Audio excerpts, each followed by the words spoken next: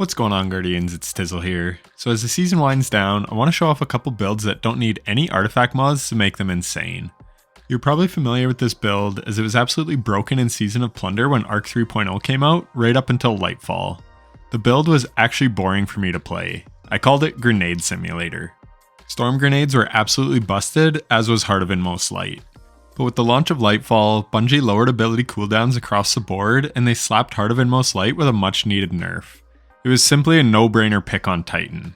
No exotic could compete with it regardless of what subclass you were running. And storm grenades with Touch of Thunder were also nerfed. They also reworked the mod system in Lightfall. So what does this mean? It means we have to get creative if we want Grenade Simulator 2.0. So that's exactly what I did. Now, it is no secret that the Arc subclass is the Add Clear subclass. Jolt is an insanely strong subclass verb and is wonderful for dealing with big groups of adds. And that is what this build centers around. Throwing grenades that jolt targets to give us good add clear. I mentioned that storm grenades were nerfed, but pulse grenades actually got a damage buff. So that is what this build will center around. Chucking high damaging, jolt applying pulse grenades as often as possible. And how do we do this? Well, still with the exotic Heart of Inmost Light. Now, even though it's not as strong as it used to be, it is still a very powerful exotic. So let's look at what it does. It has the armor perk Overflowing Light. Using an ability, Grenade, Melee, or Barricade, empowers the other two abilities. Empowered means abilities have faster regen, Melees and Grenades do more damage, and Barricades have more hit points. So thanks to the fine folks at the Destiny Data Compendium, we can actually get some tangible values of how much this buffs our abilities and regen times. First off, the empowered ability timer is now 5 seconds, so when you use one ability, it will empower the other two for 5 seconds. And if you use a second ability, it will empower the other ability even further. Your melee will deal 10 and 20% more damage, and you will get 400 and 800% more base regen rate. Your empowered grenades deal 20 and 36% more damage, and you also get that 400 and 800% increased regen rate off its base cooldown. Now, this is actually a substantial buff to damage, seeing as how pulse grenades already deal great damage. And what is cool is if you use your melee to empower your grenade, then you can throw a grenade and then activate your class ability and it will still give your grenade the ×2 empowerment even after you throw it. And speaking of melee and class ability, I like to run Seismic Strike for the movement, but Thunderclap can also be good to use. It's just a matter of preference. And for the class ability, Thruster has the shortest base cooldown and is very quick and easy to activate, so I use that. We use Thruster just as a means of empowering our abilities and helping to get our abilities back. So now we know how the exotic works. It makes our abilities hit harder and lowers their cooldown. So now let's look at the aspects we want to run with this build to further enhance it. We run Touch of Thunder, which creates ionic traces as our pulse grenade damages targets as well as increases the damage over time. So let's quickly talk about ionic traces because they are extremely important to this build. They grant 12.5% grenade and melee energy and 15% class energy. And trust me, we make a ton of them with this build. This is what allows us to literally spam our grenades as you can see in the background gameplay. And for our next aspect, we have Knockout. Critically wounding a target or breaking their shield infuses your melee attacks with arc energy and increases your melee range and damage for a short time. Defeating targets with melee attacks starts health regeneration and makes you amplified. The last part is the most important, that melee kills can heal you. Obviously you have to put yourself in danger to get off the melee kill, but that health regen can often get you out of a jam. That is literally the only downside to this build, that unlike Solar Restoration or Devour on Void or Banner of War on Strand, there is no easy way to get our health back. However, you do kill enemies so quickly that health isn't even much of a concern. So now that we know the aspects, let's look at the fragments. The most important one in my opinion is Spark of Shock, where your arc grenade jolts targets. Jolt is exceptionally strong, so this is a must run. I mentioned the benefits of ionic traces already, so we run Spark of Ions, which allows us to make an ionic trace when we defeat a jolted target. Another great fragment to run is Spark of Magnitude. This gives our pulse grenade 2 additional pulses for even more damage. And then lastly, Spark of Recharge. While critically wounded, your melee and grenade energy regen more quickly. This is a further 400% base ability regen when we are in red health. So it's just another way to get our abilities back even quicker. Believe me when I say this build has insane ability uptime. Honestly, better than the previous version of this build.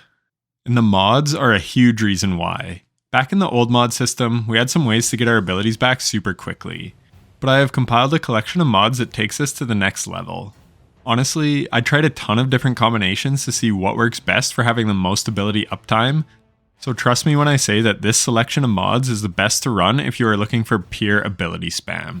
To be completely honest with you, I am quite proud of these mod selections.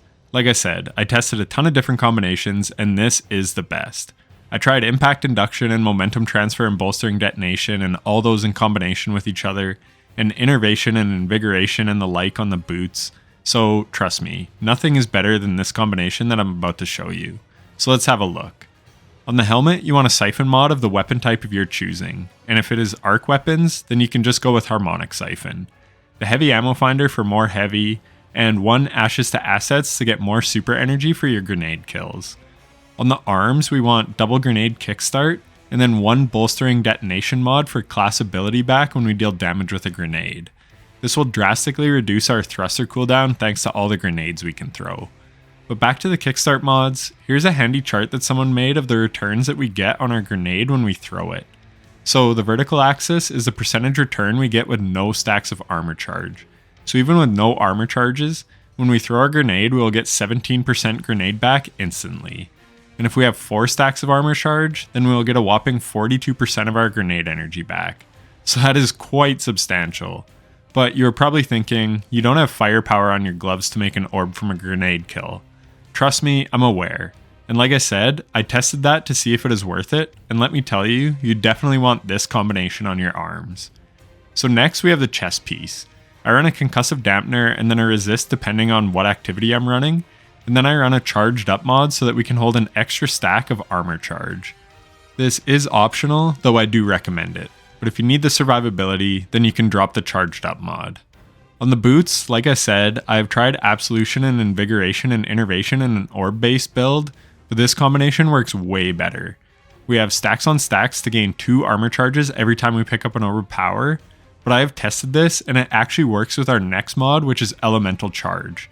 Collecting an Ionic Trace has an escalating chance to give you armor charge.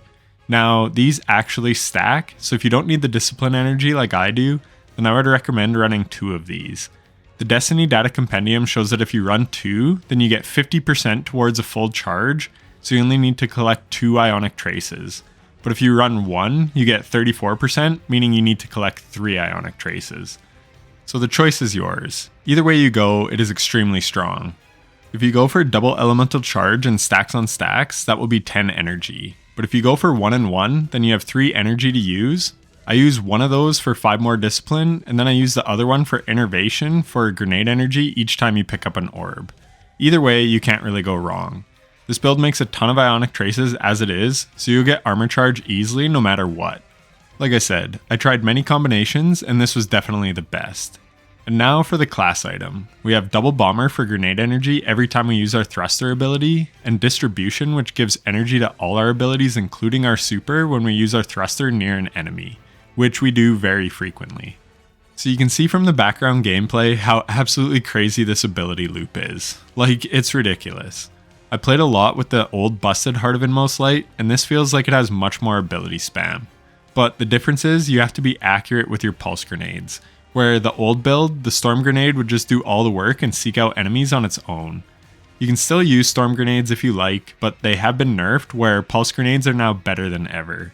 So as I said, this build is ready to go right out the gate, but if you do want to use it this season, then I recommend Arc Orbs for applying even more Jolt, Elemental Fury for more ability damage to stun champions. This goes crazy with the enhanced Pulse Grenades. Refreshing Pickups for even more ability energy, Rapid Fire Ranger for debuffing targets at a distance, and Monochromatic Maestro to deal 10% more ability and arc weapon damage. This is basically a permanent buff with this build. It's honestly insane. For weapons, you want to go with weapons with Demolitionist on them. This will give even more grenade energy when you get a kill. And certain weapon types like glaives give 20% grenade energy per kill, which is nuts. And you never have to reload them thanks to how often you can throw your grenades. Honestly, sometimes I just whip a grenade at like one enemy just to reload my glaive. I love Horror Story for anti-barrier auto and Song of Your Ute for overload machine gun. And then Nezarek's Whisper Glaive is so good with this build. My role has Demolitionist and Frenzy. It's honestly so good, and Glaives are getting buffed next season to boot.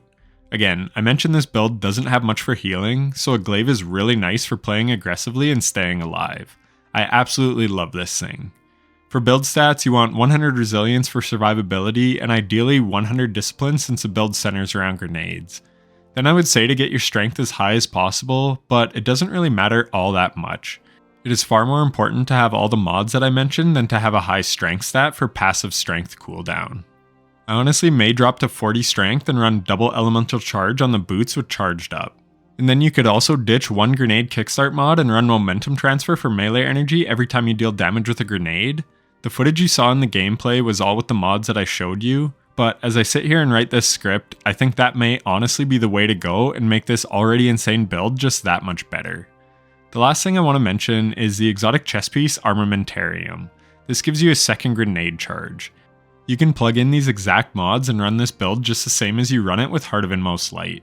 Your grenades will deal slightly less damage, and you will have slightly longer ability cooldowns, but you also have 2 grenades to throw sometimes if there is a break in the action. So I just wanted to throw that in there, that this build setup can work basically just as well with that exotic.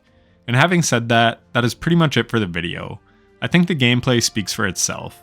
The Lost Sectors you have watched didn't even have arc burn, and I was ripping through them in no time. And the Moon Grandmaster also didn't have arc burn. So you can imagine how good it would be if Arc Singe was on. If Overload champions are present in the activity, then this build is probably the best build that you can run thanks to how great Jolt is at dealing with overloads. And since 5 of the 6 GMs this season didn't have overloads, I can see them being more prevalent next season. Anyways, I hope you liked this build, and if you did, then leave a like on the video. I find this build is so much more fun than the old version. I think because it requires a bit more skill and more nuanced build crafting. The previous version was just kind of brain dead and was fairly passive because you would just lob storm grenades from cover. This one forces you to play aggressively to get ionic traces to get the whole build loop going. And I do love aggressive playstyles that reward you for being aggressive. If you are still watching, then I thank you so much for watching to the end. This video was a little longer than normal, but I wanted to really cover everything in depth and explain my reasoning for selecting the mods that I did. If you want to see more insanely powerful builds like this one, then consider subscribing. I have no shortage of crazy strong builds to bring you, and I look forward to sharing them. Happy grenade spamming, and take care.